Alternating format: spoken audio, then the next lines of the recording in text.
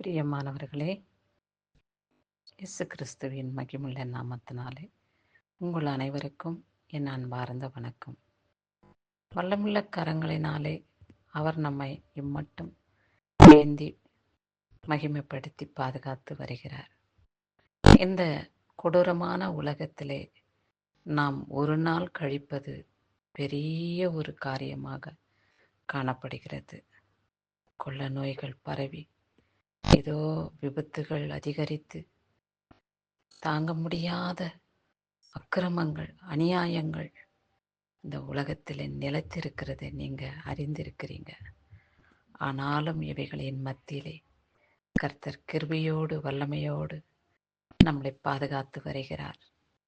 அவருடைய மகிமைக்கு வல்லமைக்கு கொடான கொடி நன்றி ஸ்தோத்திர பலியை நாம் ஏறெடுப்போம். அவருடைய வல்லமைக்கு நாம் உட்பட்டு இருக்கிறபடியினாலே ஒன்றும் நமக்கு நேரிடாது. அசுத்த ஆவியின் கிரியைகளோ, கொள்ள நோயின் தீங்கோ, எந்த விதமான தீங்கு துக்கமோ நம்மளை தொடாதபடி அவருடைய இரத்த கோட்டைக்குள்ளே நம்மையும் நம் குடும்பத்தையும் கர்த்தர் மூடி மறைத்து பாதுகாத்து வழிநடத்துகிறார்.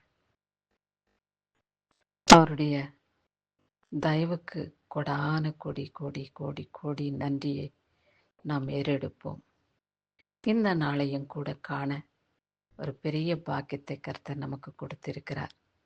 திருமண நாளையும் பிறந்த நாளையும் நாம் சந்தோஷமாய் கொண்டாடும்படியான ஒரு பெரிய ஸ்லாக்கியத்தை கர்த்தர் நமக்கு கொடுத்திருக்கிறார் அல்லவா? அதற்காக தேவனை நாம் நன்றியோடு கூட ஸ்தோத்திரிப்போம். அது மாத்திரமல்ல, இம்மட்டும் ஆயுசு நாட்களை கொடுத்த தேவன் இன்னமும் பல ஆயுசு நாட்கள், வருடங்களை ஆயுசு நாட்களாய் கொடுத்து உங்களை சந்தோஷப்படுத்தி மகிமையினாலே வல்லமையினாலே பிறந்த நாளையும் திருமண நாளையும் நாம் சந்தோஷத்தோடு கடந்து வர பரிசுத்த ஆவியானவர் உங்களுக்கு துணையாயிருந்து உங்களை காத்து கொள்வார். இயேசு கிறிஸ்துவின் இரக்கமுள்ள நாமத்தினாலே இந்த நாளையும் கூட காண அவருடைய கண்களிலே நமக்கு கிருபை கிடைத்ததற்காக தேவனை ஸ்தோத்திரிப்போம். என்ன அடிக்கடி இந்த அம்மா ஸ்தோத்திரம்னு செலுத்துங்கன்னு சொல்லி வருகிறார்களே என்று நினைக்க வேண்டாம். ஸ்தோத்திரம் செய்வது தேவனை மகிமைப்படுத்துவது காரணம். தேவனை மகிமைப்படுத்த வேண்டும் என்றால் நாம் ஸ்தோத்திரம் சொல்ல வேண்டும்.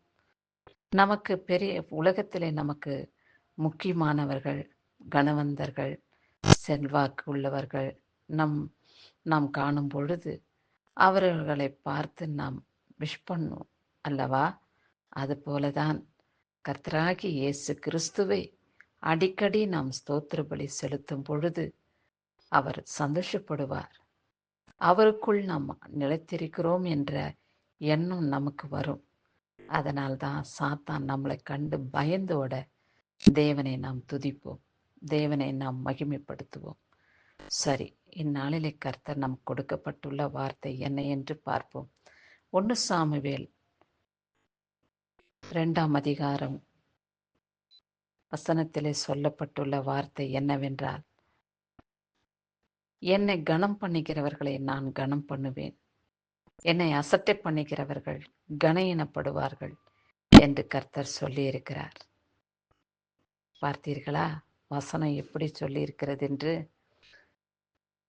1 சாமுவேல் 2ஆம் அதிகாரம் 30வது வசனத்திலே, என்னை துதிக்கிறவர்களை, என்னை மகிமைப்படுத்துகிறவர்களை நான் உலகத்திலே அவர்களை மனிதர்களுக்கு முன்பாக மகிமைப்படுத்துவேன், அவர்களை மதிப்புள்ளவர்களாக செல்வாக்குள்ளவர்களாக நடத்துவேன்.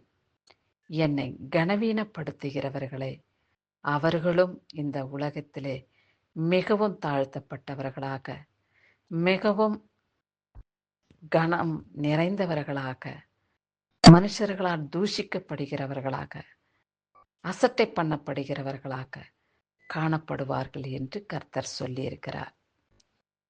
இது எல்லாம் சாத்தானுக்குரியவைகள். மனுஷரால் நாம் இகழப்பட வேண்டும் என்றால் சாத்தான் நம்மளை என்ன செய்வான் தெரியுங்களா? தேவனை துதிக்க கூடாமல், வேதம் வாசிக்க கூடாமல், மனிதர்கள் மத்தியிலே நாம் கர்வமாய் நடந்து கொள்வது, பெரியவர்களை அவமதிப்பது, மற்றவர்களை ஏமாற்றுவது, பொய் பேசுவது, இப்பேற்பட்ட அசிங்கமான காரியங்களை செய். உன்னை யார் என்ன சொல்ல முடியும் என்றெல்லாம் நம் இருதயத்தில் பிசாசு பேசுவான். அந்த வார்த்தைகளுக்கெல்லாம் நாம் இணங்கக்கூடாது. ஏசப்பா என்னோடு கூட இருக்கிறார்.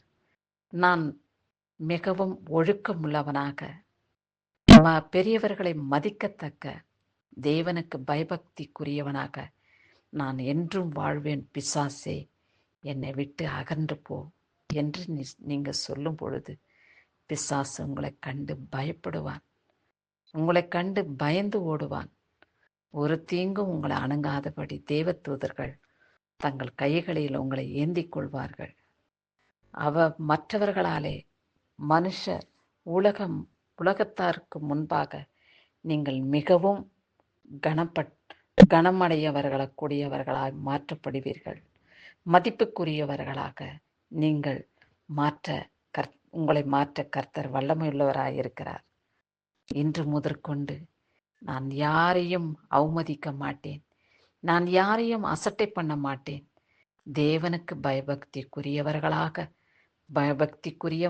பயபக்திக்குரியவனாக நான் வாழ்ந்து பரிசுத்த ஆவியானவருடைய இருதயத்தை சந்தோஷப்படுத்துவேன் என்று உங்களுக்குள்ளே நீங்கள் தீர்மானம் செய்து கொள்ளுங்கள். இயேசு கிறிஸ்துவின் இரக்கமுள்ள கரம் உங்களை தாங்கி வழிநடத்த, எந்த விதமான நல் காரியங்களை செய்ய பரிசுத்த ஆவியானவர் உங்களுக்கு உதவி செய்வாராக. ஆமேன். கிறிஸ்துவுக்கே மகிமை உண்டாகட்டும்.